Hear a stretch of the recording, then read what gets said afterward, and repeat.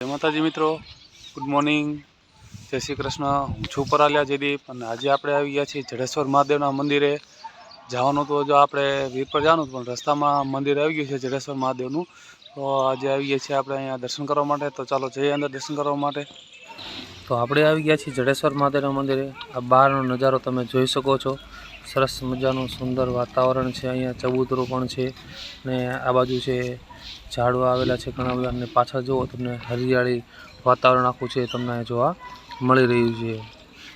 ચાલો જઈએ અંદર જડેશ્વર મહાદેવના મંદિરે. તમે જો મસ્ત મજાનું ગેટ આવી ગયો છે. અહીંયા ગેટની અંદર જઈએ એટલે આપણે તો અહીંયા આવ્યા નથી ક્યારેય, પહેલી વાર આવ્યા છીએ આ મહાદેવના મંદિરે. તો જે કોઈ અહીંયા આવી ગયા હોય જરા કોમેન્ટ કરી દેજો.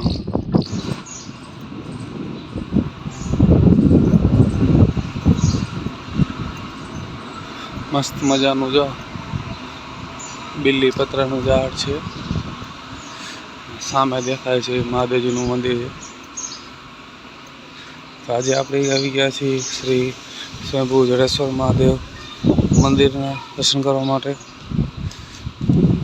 તો આપણે પહોંચી ગયા છીએ હવે જડેશ્વર મહાદેવના મંદિરમાં.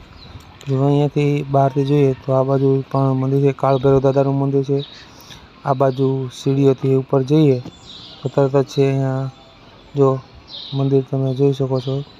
ગણપતિ દાદાનું મંદિર છે, સામે આપણે નંદીજી મહારાજ છે, ને અંદર જઈએ એટલે શંકર ભગવાનના આપણે દર્શન થયા, મહાદેવજીના દર્શન થઈ ગયા છે. તો કોમેન્ટમાં બધાએ હર હર મહાદેવ લખી નાખજો. આ બાજુ હનુમાન દાદા છે. તો બીજી બાજુ તમે જોશો તો ત્યાં તમને ગણપતિજી મહારાજ છે, અને બહારથી તમે ઉપરની તરફ જોશો તો તમને 12 જ્યોતિર્લિંગના દર્શન છે એ આપણને અહીંયા થઈ રહ્યા છે. તો તમામ મિત્રો કોમેન્ટમાં મહાદેવ છે એ લખી દેજો. હર હર મહાદેવ, જય ત્રંબકેશ્વર મહાદેવ. તો મિત્રો જો આપણે આવી ગયા છીએ પ્રદક્ષિણા કરવા મહાદેવજીના દર્શન કરી લીધા છે આપણે. ઓમ નમઃ શિવાય બધા હર હર મહાદેવ કોમેન્ટમાં લખી દેજો. દર્શન કરી લીધા છે. આ છે એમનું ગૌમુખ છે કહે છે, ત્યાં આપણે દર્શન કરી લઈ અને તમે પણ મિત્રો દર્શન કરી લો. મિત્રો અહીંયા જૂનવાણી જે દાન પેટી હોય ને એ દાન પેટી અહીં રાખેલી છે. આવી જડેશ્વરનો શિલાલેખ છે. અહીંયા મસ્ત મજાનું મંદિર આવેલું છે.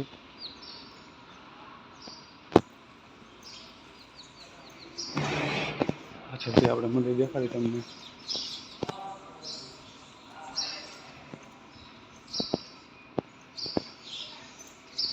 જો જડેશ્વર મહાદેવનું મંદિર છે આ.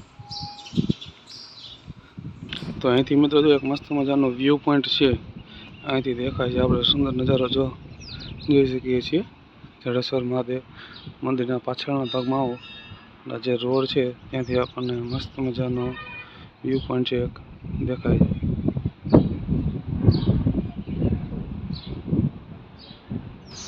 અંદર આવો એટલે મસ્ત મજાનું એક ગોળભાઈ છે ને ગાય માતા દેખાય નદી બેઠેલા છે. શિવજીનું મંદિર તમે જોઈ શકો છો જડેશ્વર મહાદેવનું.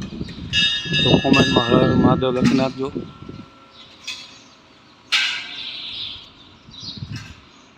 મિત્રો આપણે છે હવે દર્શન કરી લીધા છે. પાછળ છે તમે દેખાય છે જડેશ્વર મહાદેવનું મંદિર છે. તો આપણે લાઈટ ટ્રાય કરી પાછળ દેખાય તો ખરું. જો દેખાય તો એ જડેશ્વર મહાદેવનું મંદિર છે, અને આપણે છે હવે દર્શન કરી લીધા છે.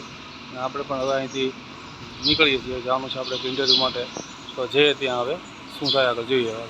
તો ફાઇનલી મિત્રો આપણે છે મહાદેવજીના દર્શન કરી લીધા છે અને આપણે હવે અહીંથી નીકળી ગયા છીએ. તો તમે પાછળથી જોઈ શકો છો સુંદર મજાનો નજારો છે. આ જે રસ્તો છે એ આપણે જે આવ્યા હતા એ રસ્તો છે ત્યાં આપણે આવ્યા ત્યારે નહોતો દેખાડ્યો, પણ અત્યારે આપણે દેખાડી રહ્યા છીએ તમને જે આ રસ્તો છે. પાછળથી તમે જોઈ શકો છો આખું મંદિર આપણને દેખાય છે, અને એનો રસ્તો જાણે આપણને માઉન્ટ આબુમાં આવી ગયા હોય એવો રસ્તો આપણને છે દેખાઈ રહ્યો છે. જો તમે એકદમ ગોળાઈવાળો રસ્તો છે, મસ્ત બંને બાજુ ઝાડવા આવેલા છે, અને જો પાછળથી આપણે મહાદેવજીના દર્શન છે મંદિરના દેખાઈ રહ્યા છે.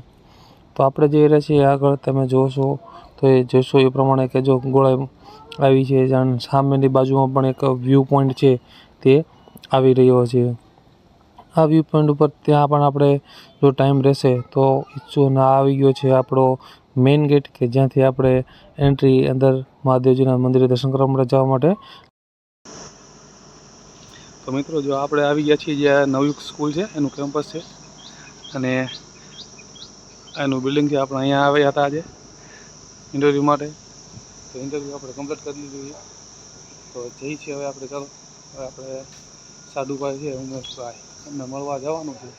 જઈ એમને મળવા. અને આપણી ડ્રીમ કાર છે અહીંયા અત્યારે જો ડ્રીમ કાર છે. સપનું છે લેવાની. લેશું આપણે પણ. અહીંયા જો હોસ્ટેલ છે. મસ્ત મજાનું પ્લેગ્રાઉન્ડ છે. જોઈએ હવે શું ડિસિઝન આવે છે. જો મિત્રો આ છે નવયુગ જે આપણે એજ્યુકેશનમાં આવ્યા હતા એનું પાર્કિંગ એરિયા છે. આટલે તો બસો ખાલી એમને હાલે છે. અને આપણે અમે નાલંદા વિદ્યાલય છે અને આપણું બાઇક પણ અહીંયા પડ્યું જ છે. તો ફાઇનલી મિત્રો આપણે છે મોરબીથી નીકળી ગયા છીએ ને આપણે પહોંચી ગયા છીએ એક આ સૈનિક સ્કૂલ છે અહીંયા.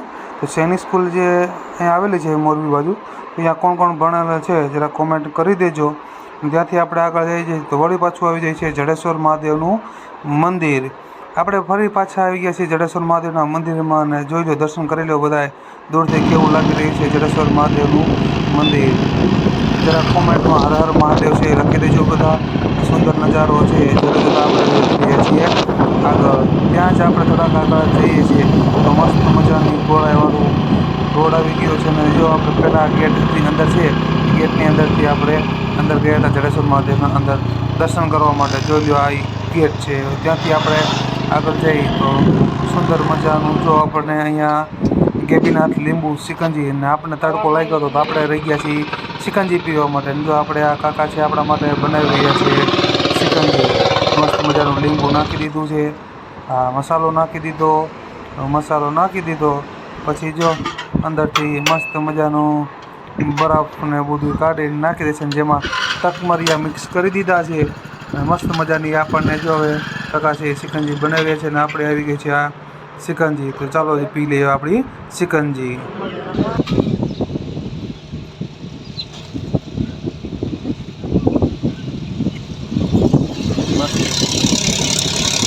તડકો હતો એટલા માટે દર્શન મહાદેવ મૂકો ને સિકંજીવાળા બાઈને ઉભા જોઈ ગયા હતા.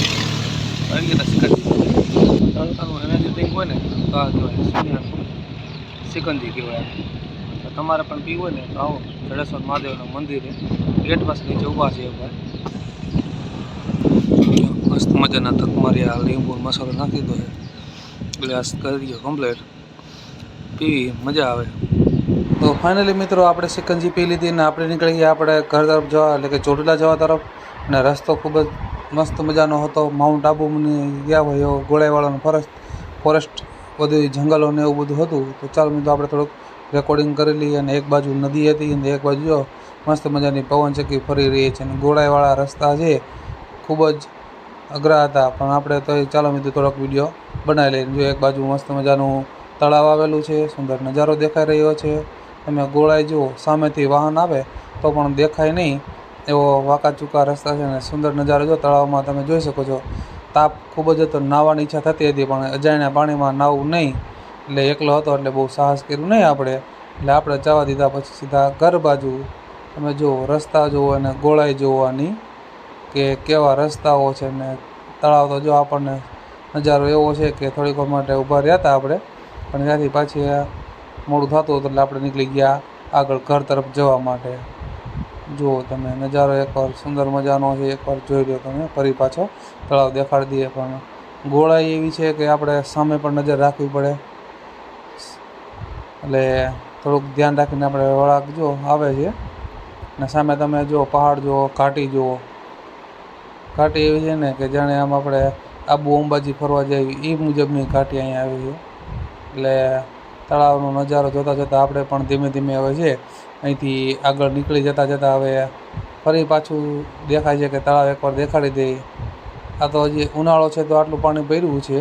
ચોમાસામાં કેટલું પાણી ભરેલું છે તમે જરાક વિચારો. ને કેવડું તળાવ છે ને આનું પાણી ક્યાં ક્યાં મળતી રહેતું છે. ને આપણે પહોંચી ગયા છીએ હવે વાંકાનેર. આ છે વાંકાનેરનો જે રાજમહેલ છે, ત્યાં આપણે પહોંચી ગયા છીએ. આપણે રસ્તામાં આવતો હતો એટલે ચાલો મિત્રો આપણે એમની વિઝિટ કરી લઈએ એકવાર. અને ત્યાંથી આપણે પહોંચી ગયા પાછા 52 પેટ્રોલ પંપે આપણે છે થોડોક રેસ્ટ કરવા માટે ઊભા રહી ગયા હતા અને થોડુંક પેટ્રોલ પણ પુરાવાનું હતું. તો પેટ્રોલ પુરાવી લીધું છે અને પેટ્રોલ પુરાવી અને આપણે જો આરામ કરવા માટે થોડીક વાર માટે બેસી ગયા. તડકો હતો એટલે થોડીક વાર રેસ્ટ લઈ લઈએ. ચલો મળીએ આપણે બીજા વિડીયોમાં.